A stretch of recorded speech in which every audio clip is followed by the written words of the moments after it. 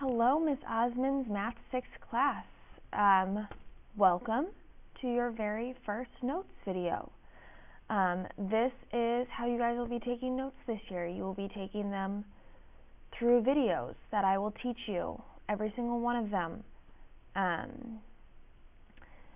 I will do videos just like this. I will give you all the copies you need, and you will take the notes, and then we will review and learn and practice all the skills in class. So it's kind of like we're flipping roles. Instead of me teaching you class and you doing worksheets and practice at home, you're going to take all of the notes at home and we're going to do all the practice in class. That way, hopefully, I can help make sure to fix what you're understanding or not understanding in class, so you're not as confused when you go home to do the homework. So I'm hoping that this helps. But this is a new process for me, so we shall see. So first of all, with notes, you need a notebook. You need one specifically dedicated for Math 6. If you do not have one for Math 6, and it is not specifically dedicated to math, you are going to have issues because we take notes all the time. You need a notebook specifically for math class, so please make sure that this notebook is only for math. You do not use it for any other subject. You do not rip any pages out, otherwise you will not have enough pages for the entire year and you will need to buy a notebook as the year continues.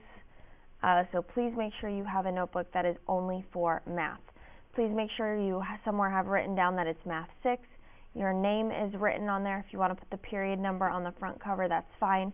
If you can't write on the front cover because you need Sharpie like I did, you can write on the inside cover, something to that nature. So just please make sure your information is on it. Now, this is the second video I am making of this first video because I've been having technical issues and accidentally somehow erased the content, so I have to remake it. So I apologize. Normally I would be doing everything with you, and I will do everything with you, but these first couple videos have been a little bit of a trial and error process, so I apologize for that. Since it is a video though, you can pause, stop, restart, rewind, move it around as you need to, because you just need to stay caught up with where I am. So if you need to pause it and do something, then pause it and do it, and then restart and then start the video up again when you are ready to continue on. So just know that that's the best part about these videos, is you can move it at your own speed. You do not have to go at my speed like we do in class. So it should help a lot of you out that maybe are slower at taking notes or things like that. So I'm really hoping that it helps. So the first thing that I want everyone to do is, whether it is the inside cover, the first page of your notebook, somewhere in your notebook, I don't really care. But what I need you to do is, when you open it, I want you guys to cut out your by the numbers. You just need it to fit on the page. So I cut all around it, and then I glued it down. Now, at home, you guys can use glue sticks. If you're in school and you have your own glue stick, you can use it. In my room, I have what's called glue sponges, and you'll see that for the first time when you do all this today during class. So all I need you to do is open up the glue sponge, and you take your four corners and just dab it into the glue sponge and then glue it down. The glue sponge works great as long as you do not use too much glue. If you use too much glue, you're going to have some issues.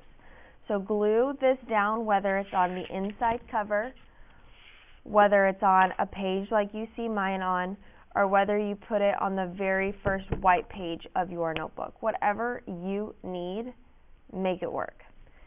And then the only other thing I did was, you guys should already have your name on here and all of this is filled out. I just need you to add period 1 to it. That way, if you don't want to add it to the front cover or the inside back cover, it is somewhere written there, so I know which class period you are in, because there's a lot of you and one of me. So that's what I need you to do. Then what you're going to do is, once you're done with that, remember, you can pause this video and finish that up before you move on. You are going to turn to the very front cover. Now, like I said, mine is already done because unfortunately I did it during the first video. So what I need you to do is, you should have grabbed a piece of paper that looks like this, okay? What you are going to do with that piece piece of paper. I wonder if I can take it off without ruining everything. I do not recommend ungluing it if you do not have to. Okay, there we go. So what you need to do is, you see how there are 3 lines here, okay? You need to fold on the middle line. So I'm going to flip it over, and I'm going to fold on that middle line. So I see Unit 1 Data Analysis, and I flip it over, I see Unit 1 Data Analysis and all this information on one side. This is the front, this is the back. What you then do is, either with the glue sponge or with your own glue stick. I do not have glue sticks in class for you to use. I have glue sponges. You will glue the entire thing, whether you're using a glue sponge or you are using a glue stick. Glue the front, glue the back, glue it all at once. It makes it a lot easier. Then what you're going to do is, you are going to take this and you are going to line up that very first line, not the line that we folded, but the very first one out of the 3 with the edge of the paper. Can you guys see that? So if you line it up and then push it down, you just glued your front side down, because we are making this a tab divider. So then I'm going to flip my page over to the back, and then you are going to flip it over and glue the back side down, and then you have the front and back of your tab divider, and it sticks off the page so that you can see that it is your data analysis tab divider. Then up at the top, when you're done with that, write Unit 1 Data Analysis, and this is everything we're going to be learning this unit. We'll be talking about place value, reading and writing decimals, rounding decimals, mean, median, mode, and range. We'll talk about line plots, histograms, box plots, or known as box and whisker plots, and then center, spread, and shape. Once we're done with all of that, we will take a test, and once we have taken that test, we will move on to Unit 2, and we will set up this page again. This page is not used for anything else. If you want to doodle, write notes, anything of that nature, this is your page to do that. This is the page that you can doodle on, and there'll be one for every single unit. So then what I'm going to have you do is, you should have picked up a yellow and a green sheet of paper. You need to cut them both out, and you need to glue them both down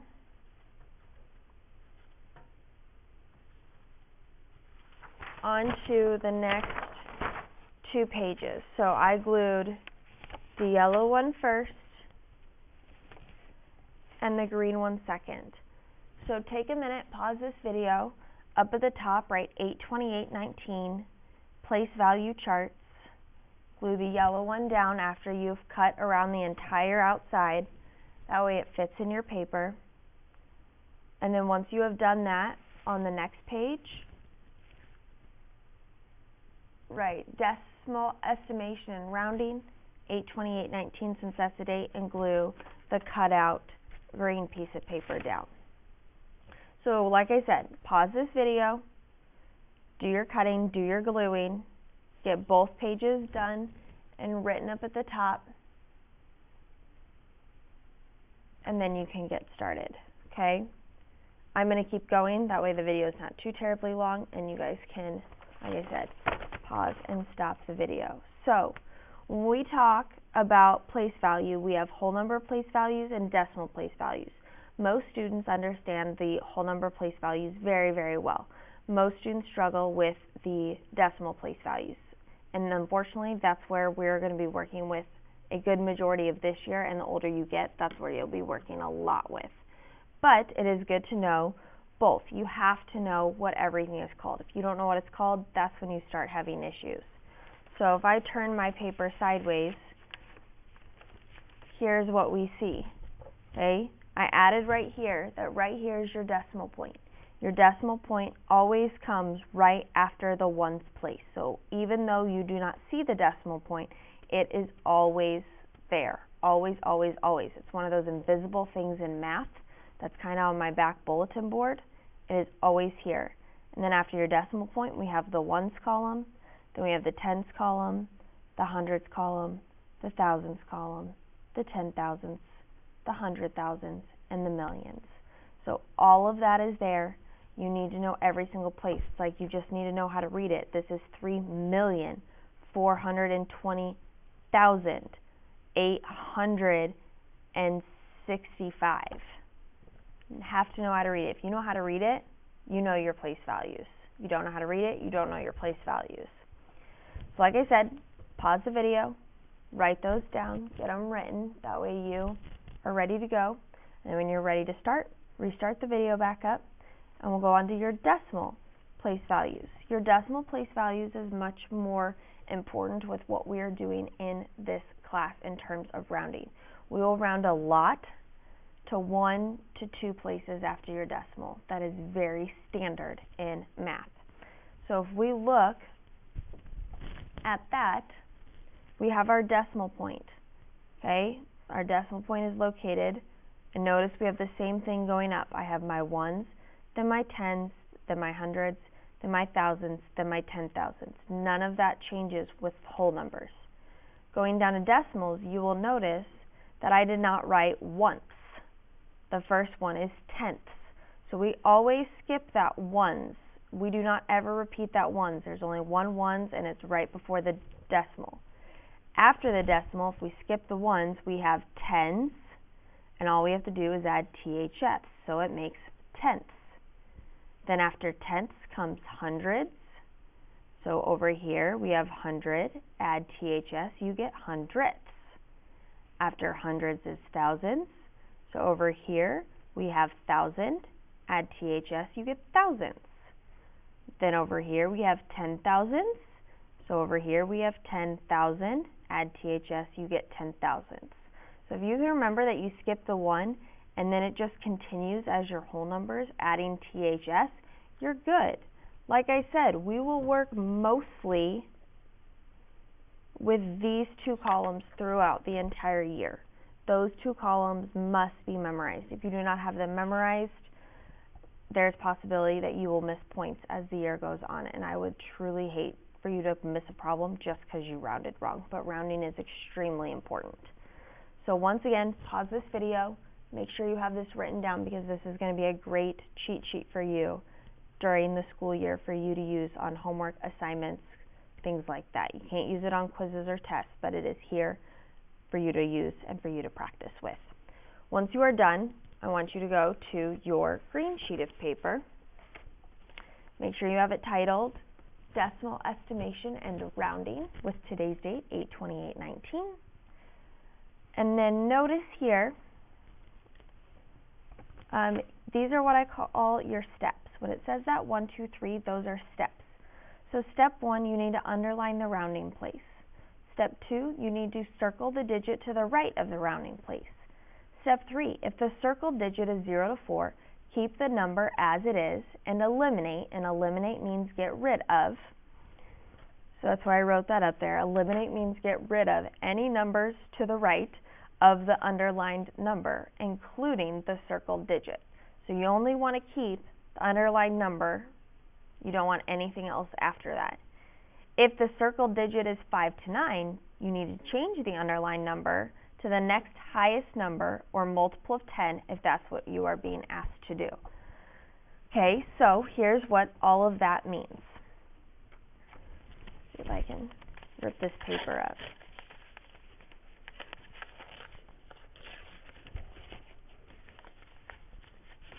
So this first one here, I'm going to zoom in for you. Hold on.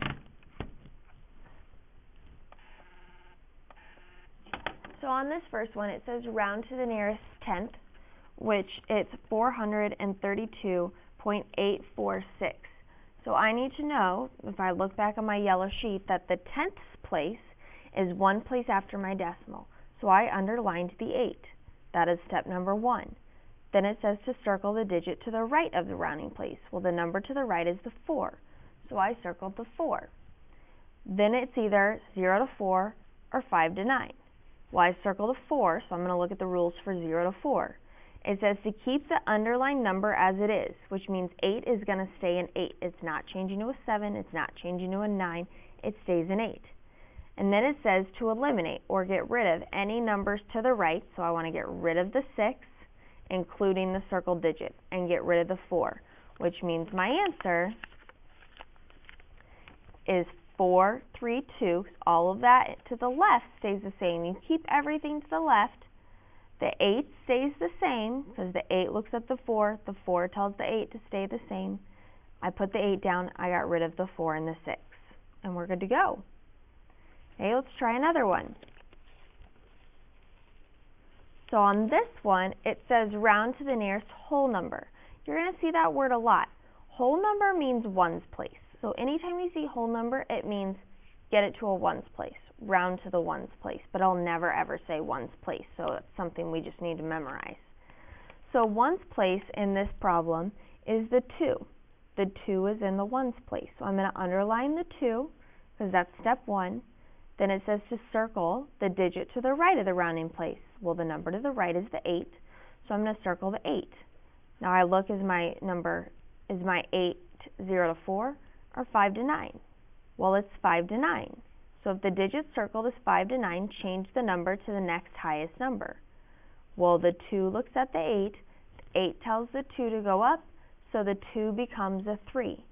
Then the rules are the same. If the 2 is a 3, I want to get rid of everything after that, which means I get rid of the 8, the 4, and the 6, which means my answer is 433.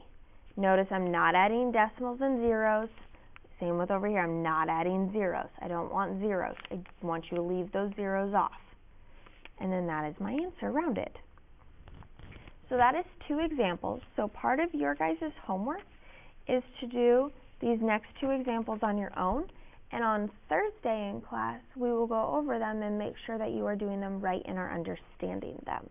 And then we'll fix them because it's not going as a grade, it's your notes. So you got to fix everything in your notes. As long as you do your notes, you're good. If you don't do your notes, we're not good, and I will see you after school every single time that you do not do your notes, because your notes is part of your homework and it is an expectation and a requirement that you get it done. Otherwise, you'll be confused with what we do in class, and that's not a good thing at all. Trust me. So, we're now going to do estimating. Estimating is just like rounding, there's just an extra step. So, step 1 is to round each number to the nearest whole number, 10 or 100, whatever directions they give you. Okay? And then you will add, subtract, multiply, or divide, whatever they tell you. So, you're going to use all of these rounding steps up top, and then you are going to add, subtract, multiply, or divide. So here's what I mean by that. So this one says to estimate to the nearest whole number. So I'm going to use the rounding steps that I used up front first. I'm not going to add first and then round. I'm going to round and then add. So here I underlined the 5 because the 5 is in the 1 spot. I circle the number to the right, which is an 8, and 8 tells my number to go up. The 5 looks at the 8. 8 tells the 5 to go up, so the 5 becomes a 6, and my answer number is 36, and I get rid of the 8 and the 7. And I'll show you that in just a second. With this one, I underline the 3. The 3 looks at the 8. The 8 tells the 3 to go up, so the 3 becomes a 4, and so my number is 104, and my decimals 8 and 9 go away, because I rounded, which means I now have 36 plus 104. Now that I have rounded, I can easily add my numbers together, and 36 plus 104 is 140. So round first, then add, especially when they're talking about estimating. You round first, not after. Makes your life easier. Okay, with this next one, we're now going to round to the nearest tens. So you got to remember where the 10 spot is. The 10 spot is in between the hundreds and the ones. It is 2 places in front of your decimal, which is this 8 spot. So I underline the 8. The 8 looks at the 4. The 4 tells the 8 to stay the same. I do not change it, which means I'm going to keep the 2, I'm going to keep the 8, but I usually get rid of this 4. But this 4 is in the 1 spot, which means I have to have a number there. So that 4 is actually going to change to a 0. So whenever you're rounding to the tens or hundreds, you have to add the zeros in before the decimal. That's why I added that decimal place there. I have to have a 0 in front. I don't have to have the zeros after it. The 9 and 2's goes away, but that 4 then becomes a 0. With this next one, I underline the 4. The 4 looks at the 2. The 2 looks at the 4 to stay the same, which means I'm going to keep the 4. The 2 goes away, but the 2 is going to change to a 0, and the 0 and the 4 are going to go away, which means I now have 280 minus 40. So think about it this way. If this number says 284, and all you do is write 28 down, that doesn't make any sense for rounding. 284 does not round to 28. 42 does not round to 4. So you have to make sure that your numbers are at least close. If they're not close, you know you did something wrong. 280 and 40 are at least close. So then I can subtract 280 minus 40, which is much easier than these decimals are, and my answer is 240. So then the very last two, guys, you are going to do on your own, just like the first two. So these two problems and these two problems you need to do on your own. This one you'll multiply, this one you will divide. On this last one, you need to round your answer to the nearest tenth because you will get a decimal place when you divide. There's no more such things as remainders. We're not doing them anymore. You divide to get a decimal. So no more remainders. Remainders do not occur anymore in math and science. We're done with remainders. The only time we have remainders is when we write fractions. We're not writing fractions yet, so you need to get a decimal every single time. So I expect these two done for homework for Thursday when you come to class, and I will expect that they will be done so we can go over them and I can see who's getting it, who's not, who needs more practice, those types of things. So that's your notes. That's what they will look like every single day that you take notes in my room. It won't be every day. It'll be every couple days. Some days may be back to back. It just depends on how many days we spend on a topic. So that is that. I hope that this works. I hope you enjoy it. Like I said, this is something new that I am learning, so I am still learning. I apologize for my notes already being written. Technology issues, gotta love them. So do your best. Let me know feedback if you like it. If you don't like it, I'll probably write you a bell work at some point because I'll probably want to know where you can give me honest feedback on what you think of it and how's it working for you. But my goal is that this helps because I would rather help you in class with your confusions than teach you and you go home and do it at home and you don't get it. And then you're confused and that cycle continues. So I'm really hoping that this helps and that this works. So I hope you guys have a great rest of your day, a great rest of your evening, and I look forward to seeing you tomorrow. Thanks so much. Bye-bye.